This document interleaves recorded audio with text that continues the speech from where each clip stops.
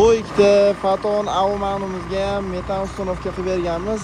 Ikkalasiga ham 8 tadan 150 talik gaz balloni bilan gazodizel o'rnatib berganmiz. Ya'ni 74 ta sistemasida.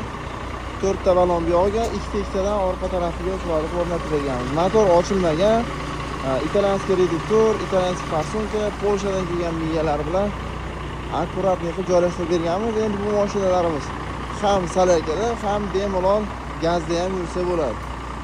Kimga shunaqa xizmatlar kerak bo'lsa, bemalol aloqaga chiqishlaringiz mumkin. Avtomat korobka Euro 5, Euro 6 har xil turdagi mashinalarga gaz o'rnatib beramiz. Neobishniy 100% gazga tushmaydigan Leboy mashinaga gazodizel qilib gaz o'rnatib berish xizmatlarimiz mavjud.